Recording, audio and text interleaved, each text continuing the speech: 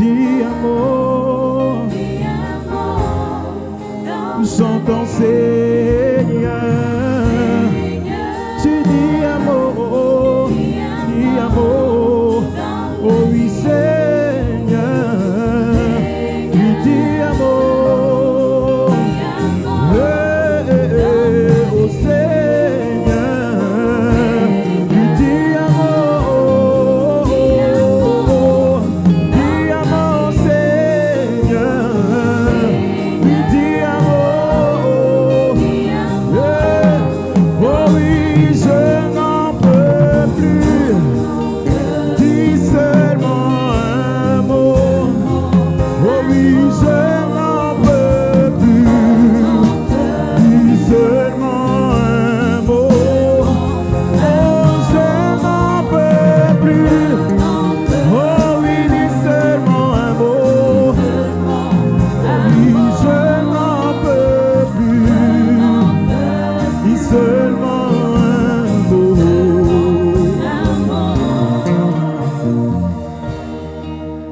Alléluia. Gloire à Jésus. Seigneur, nous bénissons ton nom ce matin et te rendons toute la gloire. Nous prions, Père notre Dieu, que tu viennes au milieu de nous et que tu prennes le contrôle de tout ce qui va se faire et tout ce qui va se dire. Prépare nos cœurs, Seigneur, à recevoir ta parole. Que le Saint-Esprit, Seigneur notre Dieu, agisse dans nos cœurs. Père, nous sommes dans l'année de la transformation. Nous sommes dans l'année, Seigneur notre Dieu, de l'élévation, de gloire et de gloire en gloire. Nous avons besoin de ton accompagnement. Nous avons besoin de ta sagesse et nous avons besoin de ta révélation.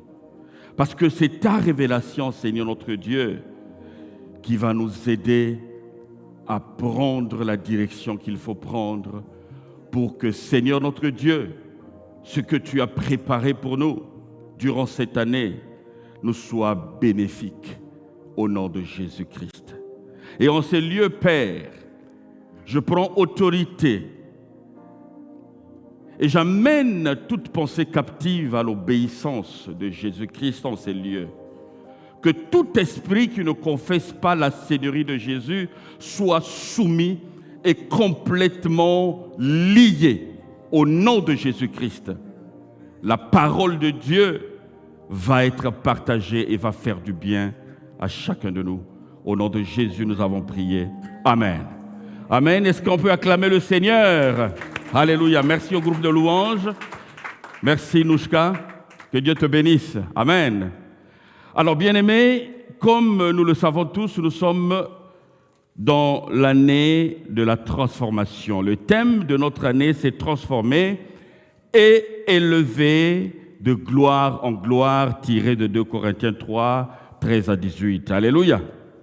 Alors, comme vous le savez aussi, en tant que prédicateurs, nous sommes appelés à aligner nos messages sur le thème de l'année, n'est-ce pas? Alors mon message aussi, ne va pas faire exception, sera aligné sur ce thème de l'année. Alors, le thème ou sous le sous-thème, ou si vous voulez, le thème de mon message de ce matin, c'est être transformé pour accomplir sa mission. Être transformé pour accomplir sa mission. Alléluia. Vous comprendrez par là que chacun de nous a une mission à accomplir. Alléluia. Quand vous lisez le prophète Jérémie, vous allez vous rendre compte que chaque personne qui vient au monde vient avec une mission à accomplir. Alléluia. Est-ce que vous êtes d'accord avec moi? Quand tu es venu au monde, Dieu t'a assigné une mission, même si tu ne le sais pas, il t'a assigné une mission. Et cette mission est bien inscrite déjà dans le dessein de Dieu. Et même dans ton ADN, elle est là. Alléluia. Mais seulement, ce n'est pas tous qui parviennent à rentrer dans le plan de Dieu afin d'accomplir la mission pour laquelle nous avons été créés. Ce n'est pas tout le monde qui arrive. Maintenant, on se posera la question, pourquoi est-ce que certains arrivent à rentrer facilement dans le plan de Dieu pour pouvoir accomplir la mission pour laquelle ils ont été créés, mais pourquoi est-ce que les autres en sont capables? Eh bien aimés, vous allez comprendre avec moi que il y a beaucoup de facteurs dans la vie qui arrivent à influencer notre trajectoire de vie et qui peut constituer des blocages pour empêcher les gens à entrer dans le plan de Dieu et de pouvoir accomplir la mission pour laquelle il a été appelé. Alléluia. Et cette trajectoire exerce une influence dans notre vie et peut nous empêcher, pardonnez-moi, à accomplir la mission de Dieu. Ces facteurs bloquants, limitants ou freinants sont de plusieurs natures. Mais ce qui retient mon attention dans le cadre de ce message, le facteur bloquant qui exerce une influence progressive mais profonde, c'est notre milieu de vie, notre environnement de vie. Alléluia. Notre environnement de vie exerce une influence sur nous durant toute la trajectoire de notre vie jusqu'à ce qu'on quitte cette terre. Alléluia. Et si on ne fait pas attention, on va être tellement sous l'influence de notre milieu de vie, alléluia, et rater exactement ce qu'on était appelé à faire, à accomplir sur la terre. Alléluia. Vous savez, lorsque un homme vient sur la terre, un homme, quand je dis un homme, vous voyez, avec grand H, alléluia, je ne parle pas de Herman, le grand H. Quand un homme vient sur la terre, il atterrit d'abord dans une famille. Alléluia. Vous êtes d'accord avec moi? Et la famille appartient à un clan.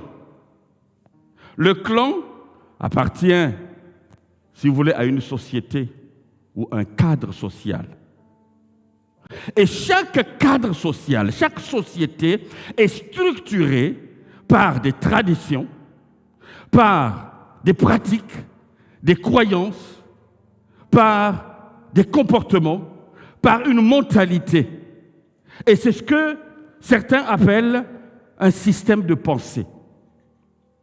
Et ce système de pensée, comme je le disais, exerce une influence sur la trajectoire de vie, c'est-à-dire sur toute ta vie pendant que tu es sur la terre.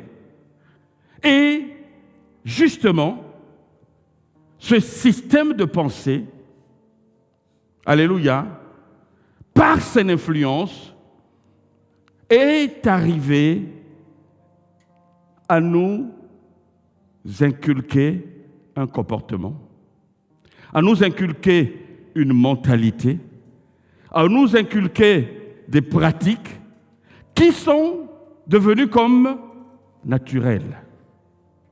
Mais en réalité, alléluia, ils ne viennent pas de Dieu. Mais ils viennent de notre environnement dans lequel nous avons évolué. Avec cette influence, nous parvenons à acquérir, si vous voulez, un mode de vie. Et ce mode de vie arrive parfois même à nous définir, à nous identifier. Et on est dans une situation où on a l'impression que c'est tout à fait normal, c'est tout à fait bon. Mais malheureusement, ces influences peuvent faire un blocage à la compréhension, alléluia, de la volonté de Dieu, à la saisie même de la volonté de Dieu, pour que chacun de nous entre dans le plan de Dieu et soit capable d'accomplir la mission pour laquelle il a été appelé. Alléluia. Et vous verrez que dans ces conditions-là, on dira que telle ou telle personne est une personne accomplie dans sa société. Évidemment, c'est parce que cette personne arrive à s'intégrer, alléluia, dans le respect de ses cultures, de ses coutumes, de ses traditions. Et quand il s'intègre et quand il respecte cela, on va dire que cette personne est accomplie. Malheureusement, la Bible nous montre que cela n'est qu'une sagesse terrestre, et même la Bible le qualifie de sagesse diabolique. Vous pouvez lire ça dans Jacques chapitre 3, verset 15, qui dit « Cette sagesse n'est point celle qui vient d'en haut, mais elle est terrestre, charnelle et diabolique. » Vous devez, en tant qu'enfant de Dieu, nous devons nous rendre compte que notre société dans laquelle nous avons évolué a influencé notre vie, nous a fait. Nous sommes ce que nous sommes devenus. Mais ce n'est pas la volonté de Dieu. Ce n'était pas ce que Dieu voulait. Alléluia. Dieu voulait autre chose pour nous, mais la société nous a déformés. La société nous a donné une forme, alléluia, qui s'exprime en nous aujourd'hui. Et qui malheureusement, si on ne fait pas attention, peut être un frein à l'accomplissement de la mission que Dieu a assignée à chacun de nous. Alléluia. Bien-aimés, cette sagesse, comme je le disais, qui est en fait, si vous voulez, le patrimoine culturel, le patrimoine mental que nous avons acquis, alléluia, qui nous définit aujourd'hui. Lorsqu'on voit Crépin, dans sa manière d'agir, dans sa manière de faire, dans sa manière de concevoir les choses, de concevoir le monde, de percevoir le monde, alléluia, cela est le résultat de ces influences, de ce patrimoine que la société, alléluia, a inculqué sur moi. Eh bien, vous pouvez remarquer que beaucoup d'enfants de Dieu ne se rendent pas compte de cette réalité et qui font qu'on évolue dans la vie chrétienne, alléluia, sans un but, sans la compréhension réelle de ce que Dieu veut pour notre vie. On a l'impression que tout est bon, tout est joli, mais au fond, on n'est pas sur le plan de Dieu. Et ça, c'est parce que nous sommes sous l'influence de nos traditions, de notre culture, du milieu de vie dans lequel nous avons évolué. Alléluia. Et vous verrez que, et ça, c'est ce que l'apôtre Paul avait compris. Cette sagesse du monde, ce patrimoine du monde, patrimoine culturel, alléluia, c'est ce que l'apôtre Paul a qualifié de voile. Si vous lisez dans 2 Corinthiens, le chapitre 3, qui est justement le chapitre de notre thème de l'année, de 13 à 17, l'apôtre Paul parle de voile qui empêche les Israéliens, alléluia, de pouvoir comprendre la parole de Dieu. Ils n'arrivent pas à comprendre que l'Ancien Testament trouve son accomplissement dans la personne et l'œuvre de Jésus-Christ. Ils ne peuvent pas le concevoir. Pourquoi? Parce qu'ils ont acquis un patrimoine mental, un patrimoine culturel qui fait voile à leur entendement, à leur compréhension. Le voile est installé là et les empêche de comprendre. Chaque fois qu'ils lisent la parole de Dieu, ils ne voient pas la parole de Dieu sur le prisme, alléluia, de la volonté de Dieu, mais ils le voient sous le prisme de leur tradition, des enseignements qu'ils ont reçus. Alléluia. Et ils sont incapables de comprendre que, en fait, tout est accompli. Tout ce qu'ils lisent, tout ce qu'ils espèrent, se sont accomplis dans la vie et dans la personne et l'œuvre de Jésus-Christ.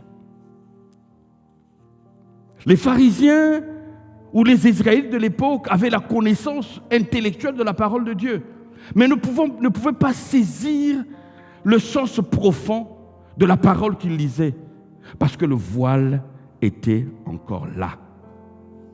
Et ce voile, c'est le patrimoine dont j'ai parlé, le patrimoine culturel, le patrimoine mental qu'ils ont acquis durant toutes les années de leur vie, structuré justement dans leur milieu de vie, dans leur cadre social, et qui est devenu un voile qui les empêche de comprendre la parole de Dieu, de saisir la volonté de Dieu.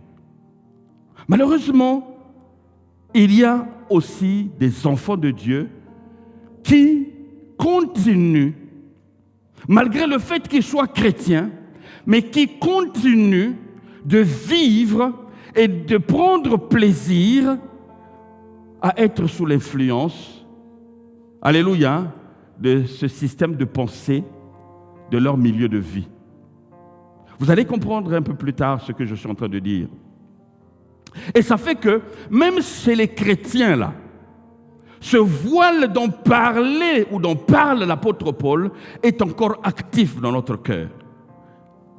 Ce qui fait que quand on écoute la parole de Dieu n'arrive pas à avoir de l'effet dans notre vie.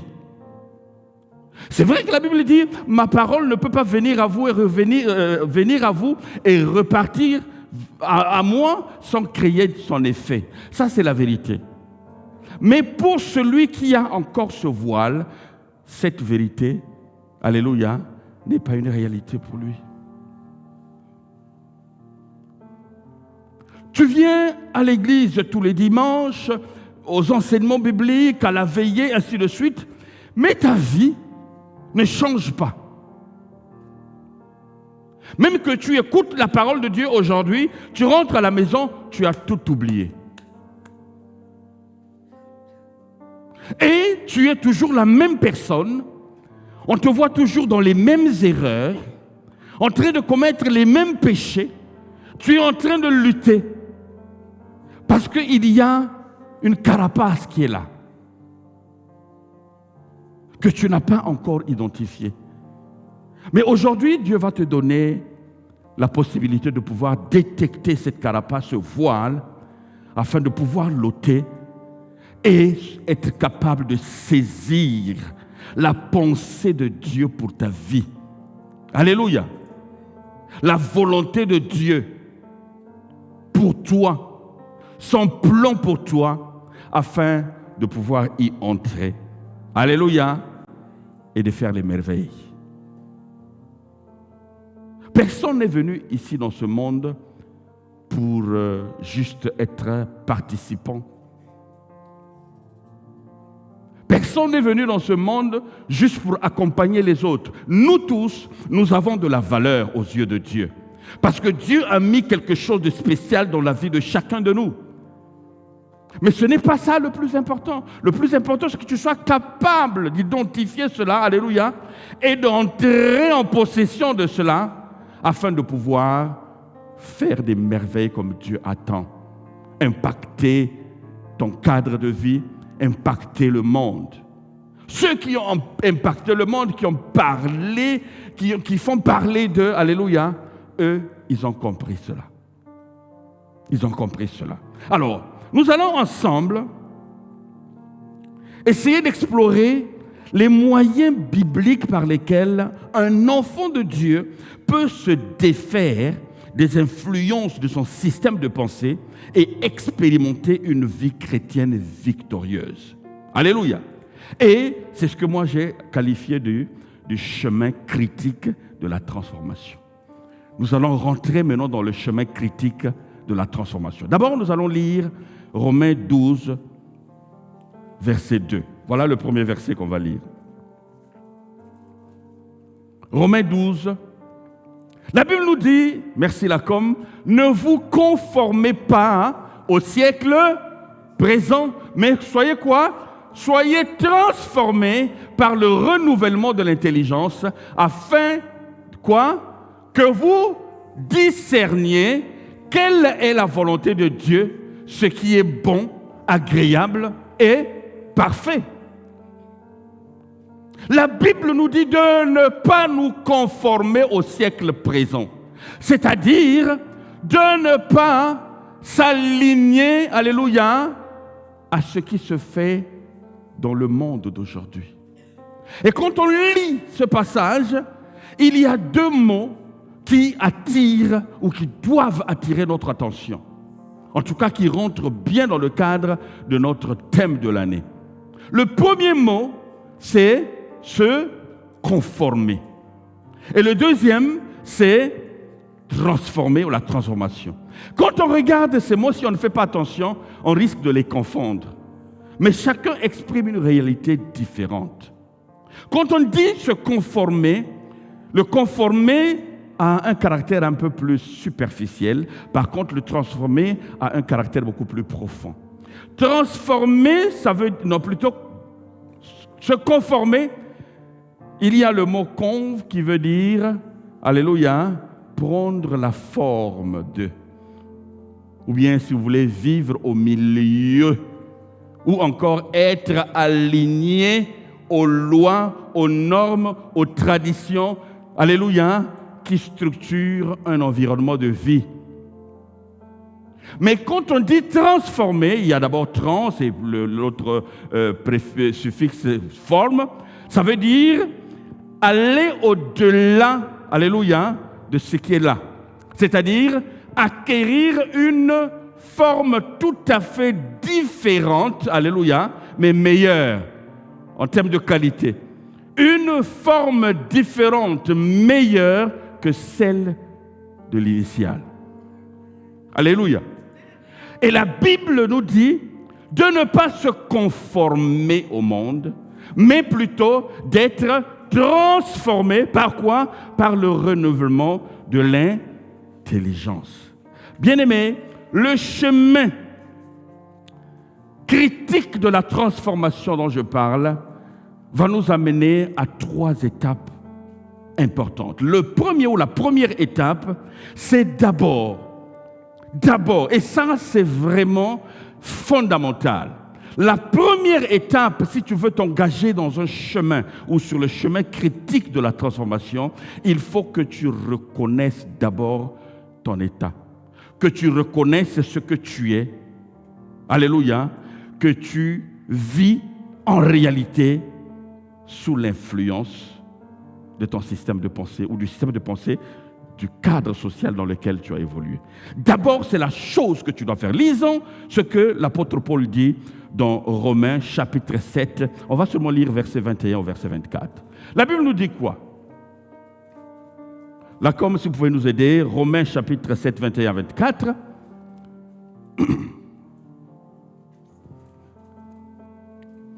Alors, voici ce que l'apôtre Paul dit. Je trouve donc en moi cette loi. Quand je veux faire le bien, le mal est attaché à moi. Car je prends plaisir à la loi de Dieu. Mes amis, suivez très bien ce texte. Selon l'homme intérieur. Selon l'homme intérieur, lui, il prend plaisir à la loi de Dieu. Mais je vois dans mes membres une autre loi qui lutte contre la loi de mon entendement. Alléluia. Et qui me rend captif à la loi du péché qui est dans mes membres. Alléluia. Misérable que je suis, qui me délivrera du corps de cette mort? Alléluia. L'apôtre Paul, le grand Paul, il a reconnu que il aime la parole de Dieu. C'est-à-dire qu'il prend plaisir, selon l'homme intérieur, selon ce que le Saint-Esprit qui est en lui, il aime la parole de Dieu. Mais quand il lit la parole de Dieu, il y a comme une compétition entre, alléluia, son entendement acquis souillé par le système de pensée, alléluia, dans lequel Paul a évolué. Est-ce que vous comprenez? Paul a évolué dans un système où il a appris des enseignements religieux qui lui montraient beaucoup de choses. Il avait des connaissances. C'était un grand intellectuel. Et chaque fois, il aimait la parole. Mais quand il lit la parole butait sur, alléluia, cet entendement souillé, alléluia, cet entendement qui avait été déformé par tout ce qu'il a acquis comme patrimoine culturel, comme patrimoine intellectuel, comme patrimoine mental. L'apôtre Paul le reconnaît. Alléluia. Et qui va me délivrer de cela? Heureusement, il a reconnu et il sait que la seule personne qui peut le délivrer de cela, c'est Jésus-Christ. C'est la première étape, bien-aimée, que nous devons faire. Chacun de nous doit d'abord reconnaître dans quelle situation tu es. Tu dois savoir que, alléluia, que ce que tu vis, même si tu es chrétien, même si tu aimes la parole de Dieu, même si tu viens à l'église, mais quand même, tu es régi. Ta vie, ton comportement, ta mentalité sont régis, alléluia, par le système de pensée du milieu dans lequel tu as évolué. Si, je vais vous donner des exemples. Si je prends le cas, par exemple, je prends les Ivoiriens. Les Ivoiriens, vous êtes là. Je prends des exemples. Hein? Les Ivoiriens, eux, d'abord, ils font la différence entre celui qui est mort et celui qui est décédé. Hein? N'est-ce pas? Quand vous demandez à un Ivoirien, ah voilà, je fais un deuil, j'ai perdu telle personne, il dit, ah, il est mort ou il est décédé? Celui qui est mort, ça veut dire qu'on va l'enterrer rapidement. Et bon, il ne compte pas beaucoup. Mais celui qui est décédé, en tout cas, on prend tout le temps nécessaire. Même s'il reste des mois à la morgue, ce n'est pas un problème. Le problème, c'est qu'il soit enterré dignement. Donc, les gens vont réunir les moyens, tout ce qui est nécessaire. Tant qu'on n'a pas réuni l'argent, tant que les fonds ne sont pas corrects pour que chacun puisse aller se pavaner là-bas pour dire que moi, j'ai contribué à telle hauteur, ils ne vont jamais l'enterrer. Alléluia. Je vais chez les Burkinabés, chez ma soeur. J'ai discuté avec un Mossi. Il me disait que chez les Mossi, toi tu es Mossi, hein? Tu es Groumaché, tu es Dafine. Chez les Mossi, ils ont été conçus, modelés, de sorte que le pardon chez eux, c'est une faiblesse. Arriver à pardonner à quelqu'un, pour eux, tu n'es pas un homme. Il faut te venger. Quel que soit le mal qu'on t'a fait, même si toi-même tu n'as pas pu le faire, celui qui va venir derrière toi doit le faire. Il faut te venger. Il ne faut pas pardonner. Pardonner, c'est une faiblesse. Alléluia. Je vais aller chez les Gabonais. Vous savez, chez les Gabonais, vous allez vous rendre compte que une fille au Gabon doit d'abord faire un enfant avant de prouver qu'elle est mariable. Dans les cultures, même si les jeunes d'aujourd'hui ne lient pas leur comportement d'aujourd'hui à ces cultures, mais en fait, ce sont des traditions, des faits qui se sont perpétués et qui ont traversé des générations. Faites attention, remarquez, dans les églises, il y a beaucoup de jeunes filles gabonaises qui ont des enfants. Vous pouvez beau les condamner, mais elles sont victimes de cette situation-là. Et voyez, si je prends les Congolais, ah là, c'est grave. Les Congolais, c'est la sapologie. C'est grave. Ça dit que quelqu'un peut dormir dans un lit bizarre. sur une natte, mais il est capable de t'acheter une paire de Jean-Marc Wesson qui coûte 500 000 francs.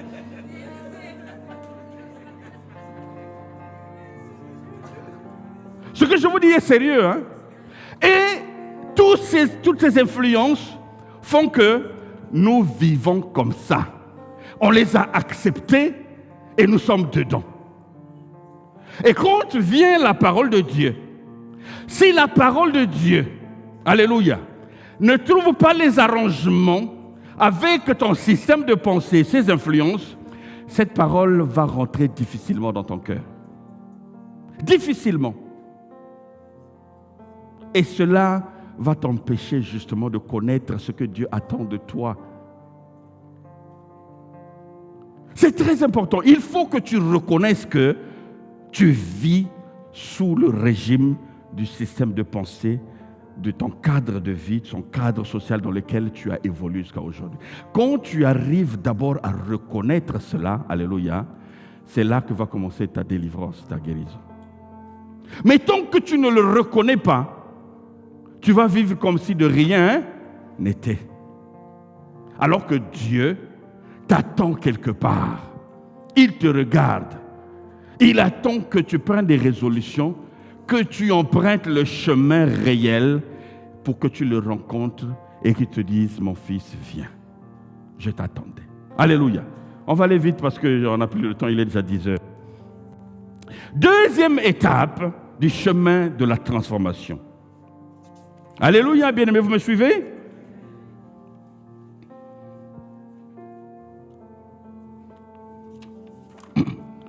Deuxième étape, c'est une fois que tu as identifié cela, que tu as reconnu, que c'est cette réalité que tu vis, il faut maintenant prendre les résolutions de sortir. Il faut sortir de ce cadre. Il faut que ce soit courageux. Il faut que ce soit courageusement fait. Alléluia.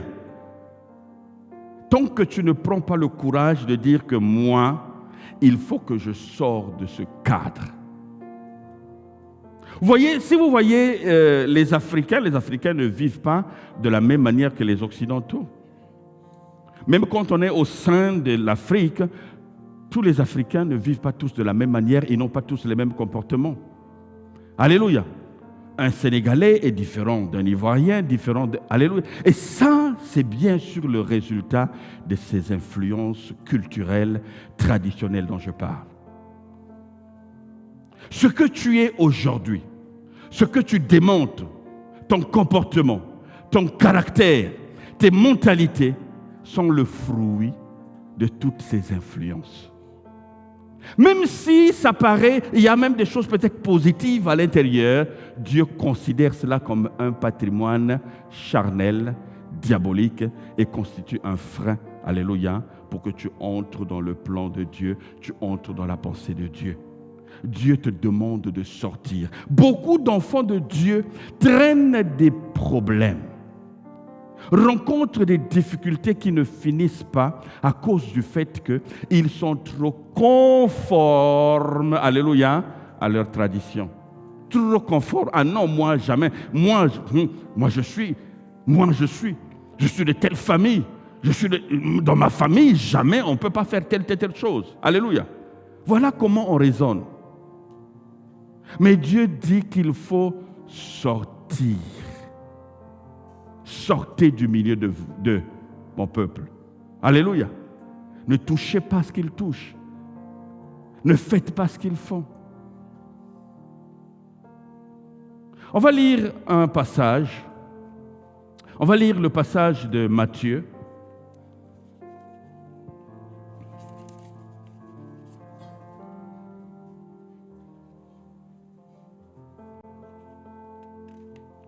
Je vais aller vite, parce qu'il est temps. Matthieu 8, versets 22 à 26.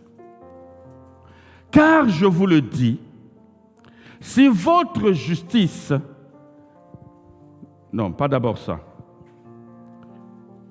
Ça, tu peux laisser. C'est vrai que je t'ai donné ces versets. Mais va à Matthieu 8, Marc 8 plutôt, 22 à 26. Excuse-moi. Marc 8. Marc 8.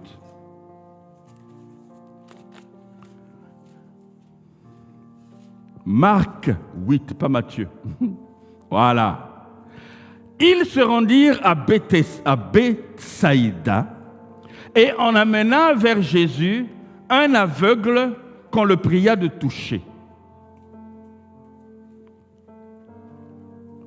Il prit l'aveugle par la main et il le conduisit hors du village, puis il lui mit de la salive sur les yeux, lui imposa les mains et lui demanda s'il voyait quelque chose.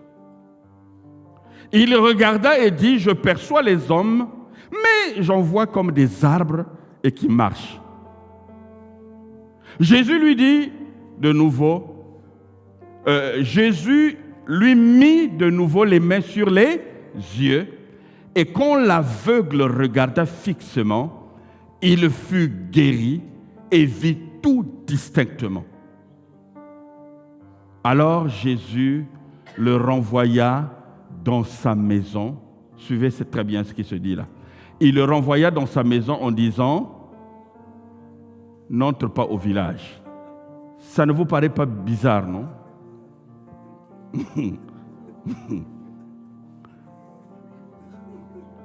C'est-à-dire qu'on amène un aveugle.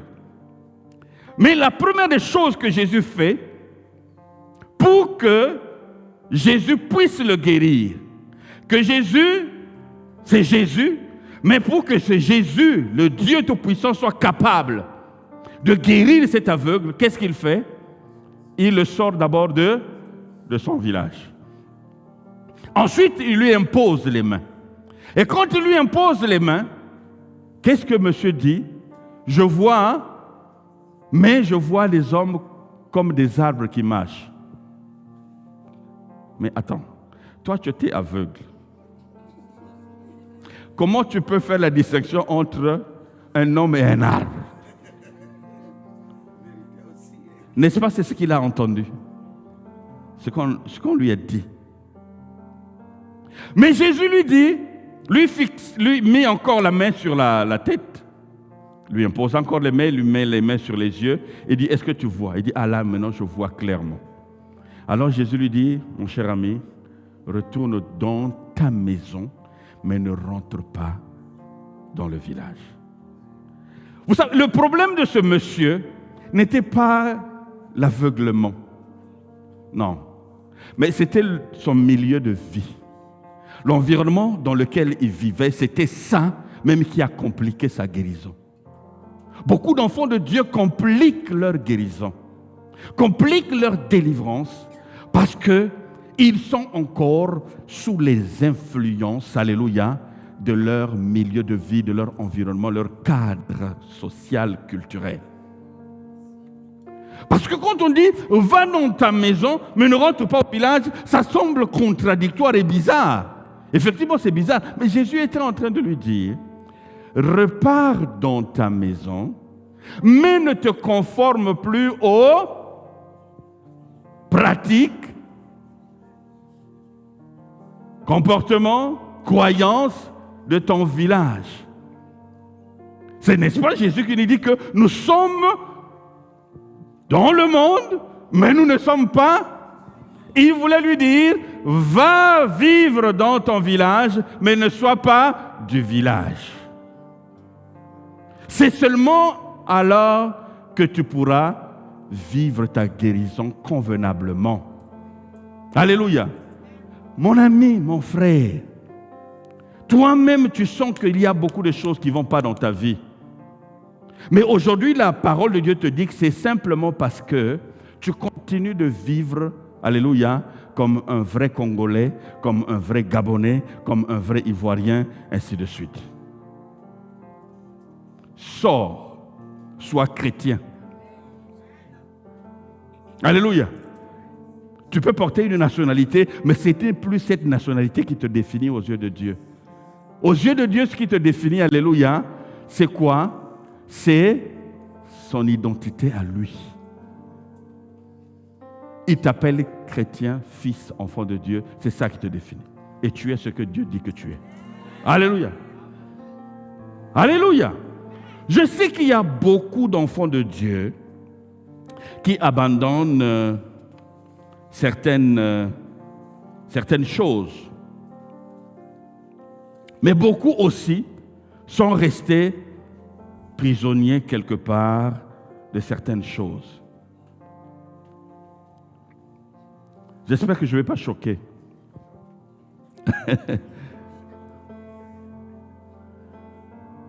Il y a beaucoup de chrétiens qui continuent à consommer l'alcool comme si,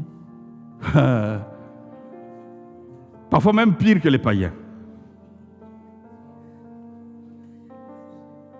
Ils vont te dire oui, regardez le raisonnement, hein. Mais je vous assure que c'est le système de pensée. Mais non, l'alcool n'est pas interdit. Ah ben de toute façon, moi je ne bois pas beaucoup, hein. C'est-à-dire que toi, tu trouves que l'alcool n'est pas une mauvaise chose parce que simplement l'environnement dans lequel tu as vécu, ils ont considéré que l'alcool n'était pas une mauvaise chose. Et dans certains milieux d'ailleurs, l'alcool même est un régulateur. Je vais vous dire pourquoi. Vous savez, j'ai discuté avec un collègue béninois. Ah bon, mais c'est un béninois, je ne fais rien faire. Ce collègue, c'est quelqu'un que j'aime beaucoup. Et on discutait, il me dit, tu sais, chez nous, dans notre clan, si tu vas rendre visite à tes futurs beaux-parents et qu'on te présente l'alcool, la bière, whisky, et si tu refuses, ah, c'est mauvais signe. Les gens sont capables de te refuser, même leur fille. Oui. Parce que pour eux, tu es bizarre. Tu acceptes, tu refuses cet élément de socialisation pour eux qui font que si jamais tu consommes ça comme il faut, ils sont sûrs que toi, tu prendras soin de leur fille. Non, il me disait ça, mais je rigolais, je disais, mais c'est la réalité. Mais prenez quelqu'un qui vit ou qui a vécu dans ces milieux, qui devient chrétien, et dites-lui de ne pas prendre l'alcool. Ah, ça va être compliqué, hein? Ça va être compliqué. Même la science a démontré que le corps humain n'a pas besoin d'alcool. On va vous dire que ouais, nous avons besoin d'alcool. Oh, mais l'apôtre Paul avait dit, l'apôtre Paul n'avait pas la connaissance scientifique d'aujourd'hui. Il n'en avait pas. L'alcool dans le corps est mauvais. Très mauvais même.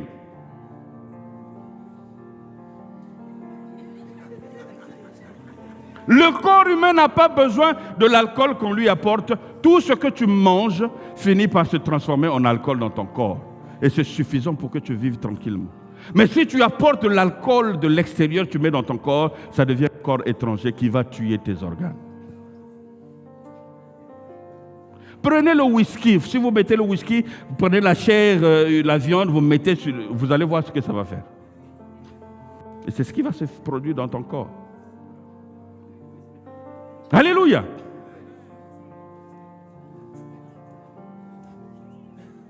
Entre nous. Il y en a qui vont dire non, mais moi je ne fais qu'usage du vin. D'accord. Mais tu es en train de créer les dégâts dans ton corps que tu vas regretter plus tard. Il y a beaucoup de personnes aujourd'hui qui ont vieilli et qui te disent s'il fallait recommencer, ils n'auraient jamais pris l'alcool. Jamais. Mais nous, on aime ça. Alors que nous sommes des enfants de Dieu. Sors de l'alcool, mon frère. Abandonne l'alcool. Abandonne la cigarette. Ce n'est pas pour toi. Dieu t'appelle à autre chose. La dernière étape du chemin critique de la transformation, c'est le renouvellement de l'esprit, de l'intelligence. Alléluia. Le renouvellement de l'intelligence, mes amis, c'est ce processus, alléluia, qui arrive à changer ta mentalité, qui arrive à changer tes pensées. Est-ce que vous comprenez? Tes pensées, ta mentalité vont shifter progressivement. Parce que, justement, il y a quelqu'un même qui le disait ici, je pense que c'est Pierre, que ce processus, plutôt ça ne se fait pas de façon automatique comme ça, une génération spontanée. Non, c'est un processus. Tu t'exposes à la parole de Dieu. Tu te débarrasses de tous ces systèmes de pensée que tu as reconnus. Tu fais des efforts. Tu appliques la parole de Dieu. Tu vas voir que tu vas acquérir des nouvelles pensées. Alléluia. On va lire un passage rapidement. Je pense que ça va être le dernier puisque le temps va vite. Il est 10h14. On va lire dans Matthieu. Non, ce n'est pas le dernier. Dans Matthieu. Matthieu 9, verset 17.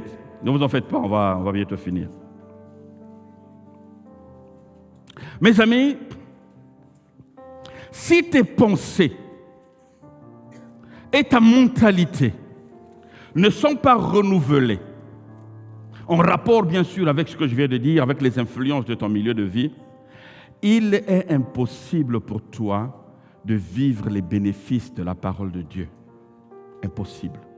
Vous savez qu'on parle de la foi, mais en réalité, la foi là, c'est du domaine de la pensée et de la mentalité. La Bible dit quoi? La foi, c'est une ferme assurance des choses que tu les espères où? Et une démonstration, tu commences à démontrer ça où? Dans ta mentalité. Alléluia. Mais si tu ne renouvelles pas, tu restes accro, ta mentalité, ta pensée reste façonnée par le système de pensée dans lequel tu as évolué, tu ne vas pas exprimer la foi. Ça va être difficile. Il y aura un combat terrible. Tout à l'heure, j'ai dit qu'on va lire, d'abord ça, ce n'est pas la peine de lire, mais vous connaissez, je peux vous donner le passage, c'est dans Matthieu 9, le verset 17. On peut même afficher. Jésus, on peut même commençons par le verset 1. Il y a quelque chose que j'aimerais vous montrer. Commence par le verset 1. Là, tu es au verset 17. Va au verset 1. Il dit, Jésus étant monté dans une barque, traversa la mer et alla dans sa ville. Mais bon, 14, ça, ce n'est pas trop. Va peut-être à partir du verset 14.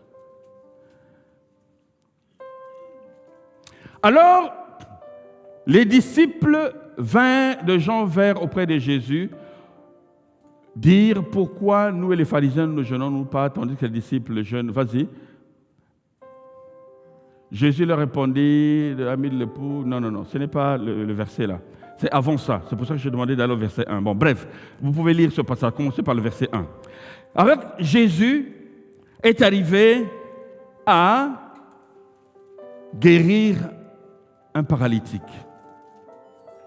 Et il a dit que tes péchés te soient pardonnés. Qu'est-ce qui s'est passé? Ça a choqué tous ceux qui étaient là, qui ont entendu. Ils ont commencé à dire que c'est un blasphème. Pourquoi? Parce que leur mentalité, leur pensée, souillée par leur tradition, c'est impossible à un homme de dire tes péchés te sont pardonnés. C'est pas possible. Ils ne peuvent pas accepter cela. Ils ne peuvent pas l'intérioriser. C'est pas possible. Mais Jésus, qui connaissait leurs pensées, il leur a fait des reproches. Pourquoi vous raisonnez? Alléluia. Pourquoi?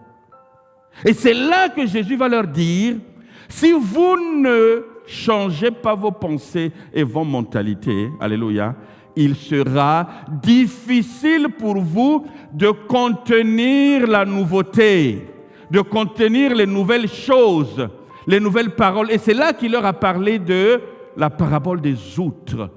Il leur a dit, on ne peut pas mettre un vin nouveau dans une vieille outre. Si vous prenez un vin nouveau, vous le mettez dans une vieille outre, alléluia, la vieille outre risque de rompre. et tu risques de la perdre et le vin risque de se verser. Alléluia. Et c'est simplement parce que le vin nouveau veut dire que son processus de fermentation n'est pas encore achevé. Et la fermentation, pour ceux qui ont fait chimie ou biochimie, vous savez que ça produit de l'alcool, ça produit aussi quoi? Du gaz.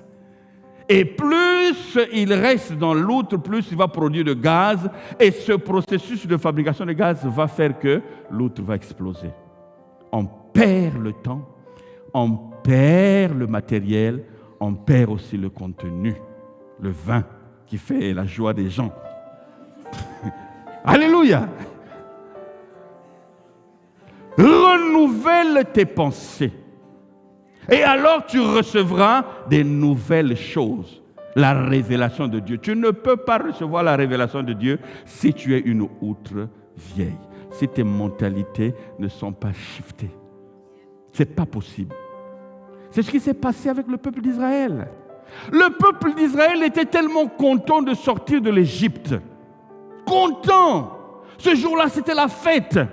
Mais quand ils sont rentrés dans le désert et qu'ils ont commencé à rencontrer les difficultés, mes amis, ils ont démontré qu'en réalité, alléluia, ils étaient physiquement libérés, délivrés, mais mentalement, ils étaient encore esclaves. Ils étaient encore restés dans l'Égypte en esclavage. Et le résultat, c'est quoi? Tout le long de leur chemin, c'est des murmures, c'est les contestations. Et Dieu a horreur des murmures. Si vous voyez la parole de Dieu dans Exode, vous allez voir que chaque fois que le peuple murmurait, Dieu était en colère. Il les frappait. Et vous allez voir que la plupart des gens qui sont sortis, pour ne pas dire la majorité, s'ils étaient 9, alléluia, les 7 sont morts dans le désert, il n'y a eu que 2 qui est entré dans la terre promise. Mes amis, qu'est-ce qu'il faut faire? Ce qu'il faut faire, c'est ce que nous allons lire. Voilà ce qu'il faut faire.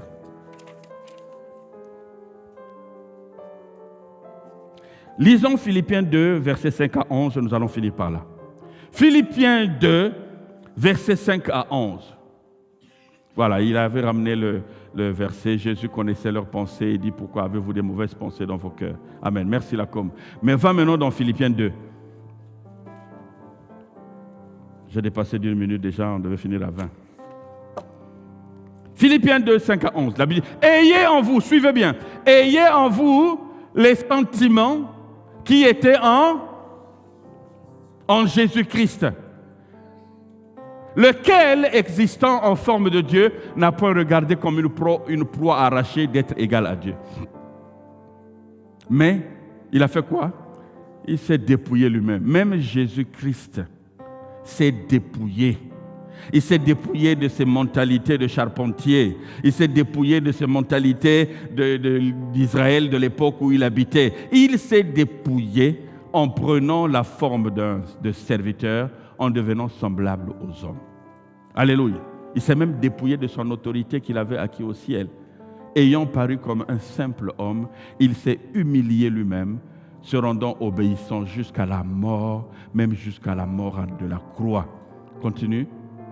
C'est pourquoi, j'aime ce verset, Dieu l'a souverainement élevé et lui a donné le nom qui est au-dessus de tout nom.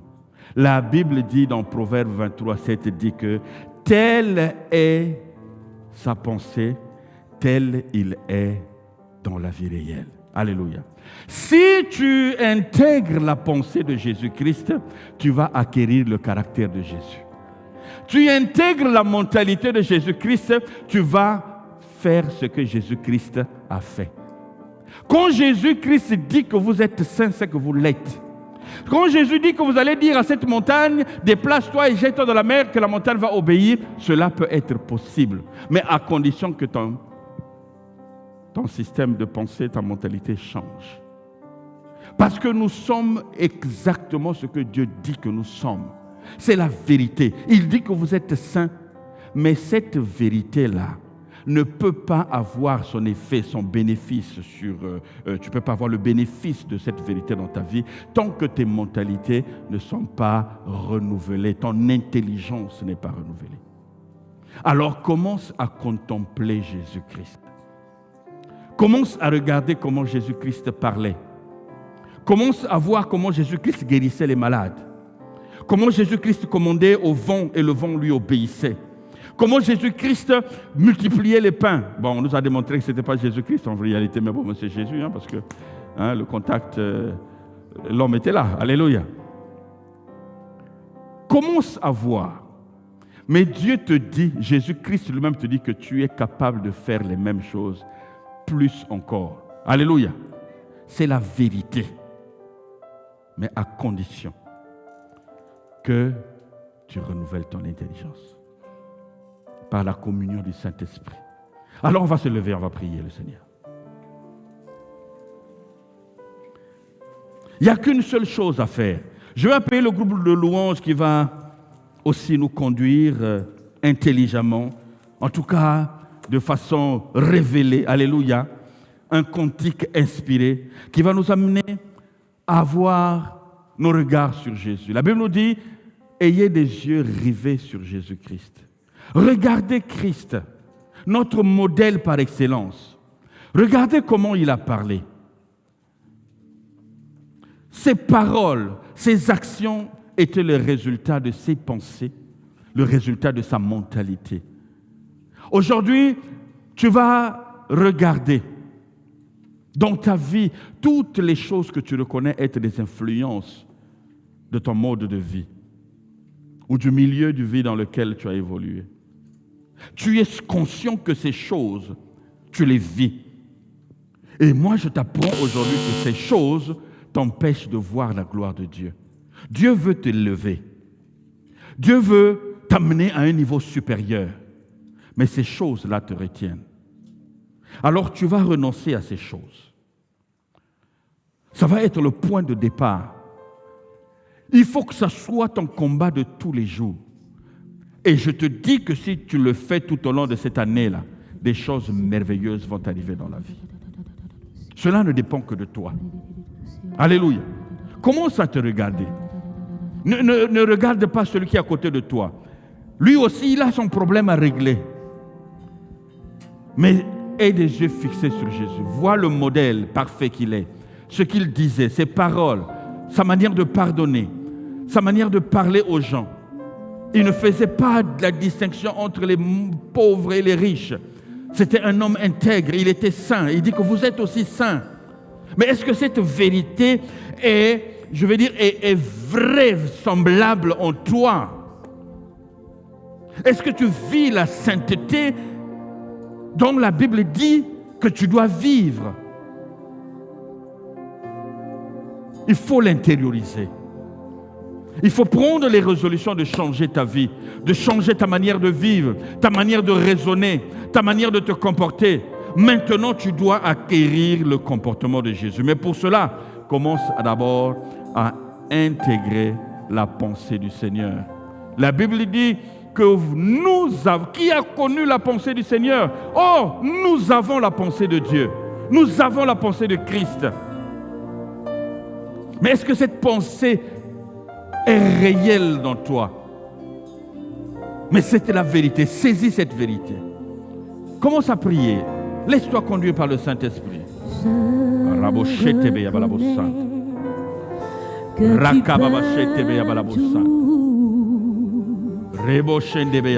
que rien ne t'est impossible. Oh Seigneur, viens au milieu de ton peuple. Nous avons besoin de toi, Seigneur. Et agis selon ton amour et ta grâce. Alléluia. Et que rien ne t'est impossible. Seigneur, fais-moi voir ta gloire. Éternel, fais-moi voir ta gloire. Jéhovah, fais-moi voir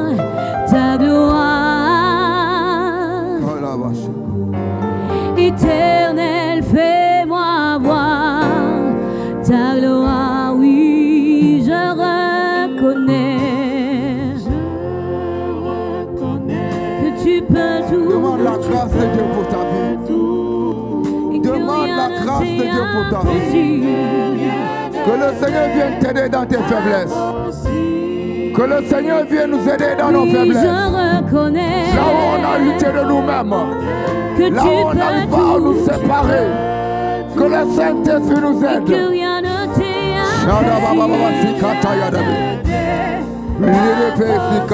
Seigneur, fais-moi voir ta gloire. Alléluia. Jéhovah, je veux voir ta gloire. Seigneur, fais-moi voir. Alléluia. Amen, amen. Alléluia. La Bible dit, Zacharie 4, verset 6. Alors il reprit et me dit,